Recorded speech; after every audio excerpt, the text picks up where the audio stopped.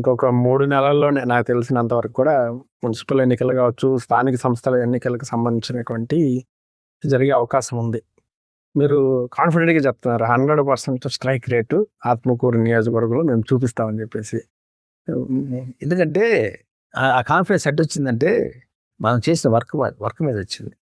ప్రజలకి మనం ఎంత దగ్గర కాగలిగాము అని నా కాన్ఫిడెన్స్. ఖచ్చితంగా దగ్గర కాగలిగాం. ఎందుకంటే మాకు ఎక్కువ రైతాంగం సంబంధించిన ప్రతి సమస్య మీద పోరాటం చేశారు. తెలుగుదేశం వాళ్ళు కూడా భయపడ్డారు బయట రావడానికి. వైసీపీ గవర్నమెంట్లో మేము నిలబడ్డాం, మేము పోరాడాం.